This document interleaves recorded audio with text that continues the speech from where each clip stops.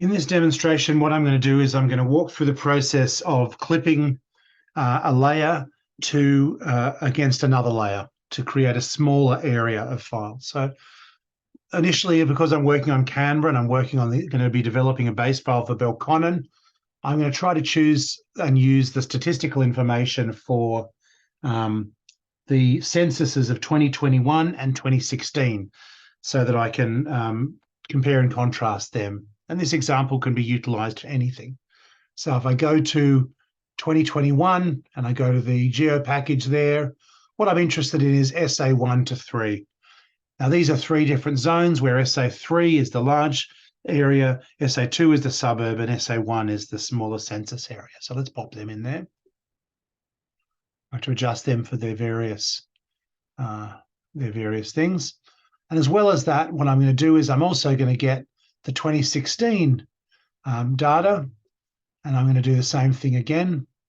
SA1, 2, and 3. We'll drop them there as well.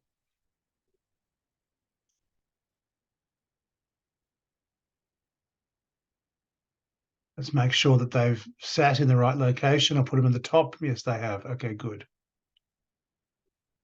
Now, you want to see how this works. SA3 I've put on the top, so you can see that that's the bigger one. I put SA2 underneath there. You can see that SA2 is the suburb, and SA1 is the smaller areas. And so if we go to, because I'm interested in Belconnen, let's have a check. If I click to use the identify function here, identify features, it then identifies features on the layer that's selected. I want to look at SA3, so I click on there and you'll see it says here, it's showing me the value from the attribute table, Belconnen. So the first thing I'm going to do is I'm actually going to clip out just Belconnen itself, because that will also be a guide that I've used for others. So that will involve me actually getting the SA3 layer, using the shape of Belconnen to then create a new copy of Belconnen data from SA3 just with itself in there. So let's have a look at that attribute table. So when you open the attribute table, you can see all those suburbs. And if I move across to here, you can see if I click on Belconnen, that's Belconnen. Canberra East, if I click on that one, it'll show, you know, Gungahlin, etc. So we're interested in Belconnen, so you can see it's now selected. Now, if you want to stop and get rid of its selection and make it deselected, you click on this button here and that deselects it. Now, that's an important skill to know because sometimes it's hard to work out. So let me get that attribute table again. And now I'm just going to click on Belconnen. Oops. And you'll see it's selected. I'll close it down. So if I want to find out clip, if I go to the processing toolbox and I type in clip, you'll see that that command is there. And so I double click on that. Now, what we're doing now, when it says input layer, what that means is which layer do you want to clip? You clip. And I want to clip actually SA3 because I'm trying to just isolate that as my basic feature to start with. And then I'm going to use that as the kind of clipping guide for everything else. Now, when it says the overlay, that means which layer do you actually want to use as the guide? So I'm going to say SA3 and I'll say selected features only. So I am cutting the same layer as I'm using as the guide. Let's look and run it and see what happens. And you'll see it tells us how it runs, etc. The main thing to note is that what we've got after the end of this is that we just have that one geometry. Now, you know, that's if we look at the attribute table of it, let's have a look at it. You'll see there it is, just Belconnen. Now, I want to name it. I've got a naming syntax already there that's come from the layers that have come in, but I'm actually I want to copy that. Now, when I click to copy it here, we don't want to copy the layer, we just want to copy the name. And so to do that, I'm actually going to go to rename layer, but instead of renaming it, I'm just going to use Control-C to copy that. So then at this point, I'm then going to go and right-click here. I'm going to rename that, and I'm actually going to rename it as 2021 Belco. Okay, and so that's just now I've got that unique item. Now it doesn't actually exist yet, so what I have to mean, because it's just a temporary layer. So if I type in make permanent, that means that I'm going to save it somewhere. And where I'm going to save it to is I'm going to save it into Belconnen. And if you remember, I've just actually, it's we've already can see it there. So it's G01, SA3 2021 Belco. And that's just so that it matches that layer name. And you can see it's there saved in SA G01, which is a census question, SA3 2021 Belco. Okay, save. Okay. So that's now saved. You can tell it's telling us that. So what we can now do is we can actually work on multiple layers at the same time. That's called a batch process. So the way I do that now, I'm going to go to run as batch process. So when it says input layer, it means which one do we want to modify. Now, this is the input layer. We've already got that one.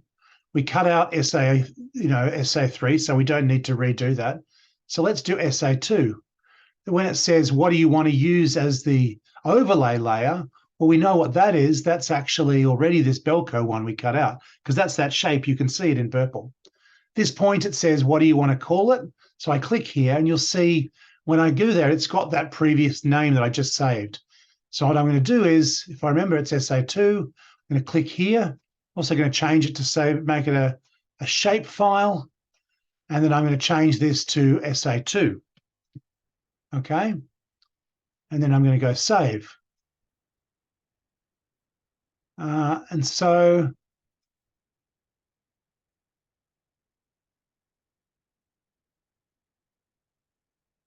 I'm just going to press OK. And so that's now there. Now, what I can do at this point is I can then create another one. Now, this time the input layer is I'm going to go to SA1. The guide is exactly the same, but you see what I can do now is I can actually cut and paste. By Control C, I can cut and paste that into here, where it's all in there. And so I've just got the same path, the same file name, and then I'll change it to SA1. And so that's now in there as well. Okay, let's keep going. Let's go here. Now, now I'm going to start moving on to other ones, right? So at this point, I'm going to go on to the 2016. And let's start with SA3. We're going to keep the same overlay because that's the main shape. This time I'm going to press Control V, but I'm going to say G01, and I'm SA, what was this one? Which one am I looking at? SA3. I'm going to change that to SA3. And I'm going to change this one to 2016. So that's just giving me the path, right?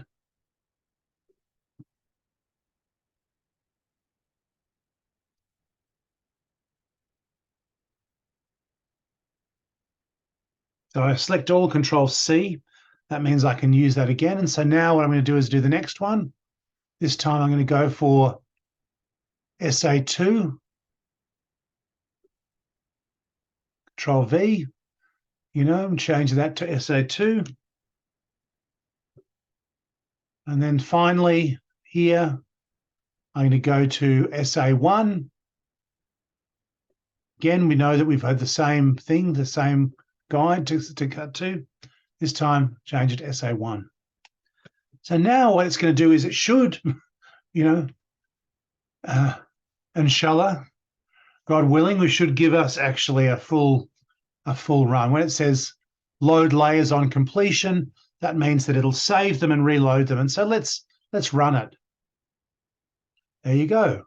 So what we can now see is I've now got all of those layers in there. Now, interestingly, you can see that it's changed it to BEL. That's probably because when I was cutting and pasting, it wasn't coming through.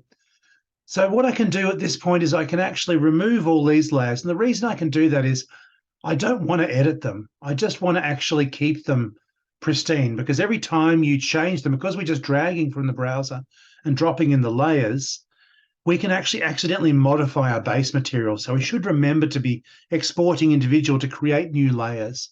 So I'm going to right click and I'm going to remove them. And so now what we've got is we've just got that information there on the Belconnen from the same census from 2016 and 2021.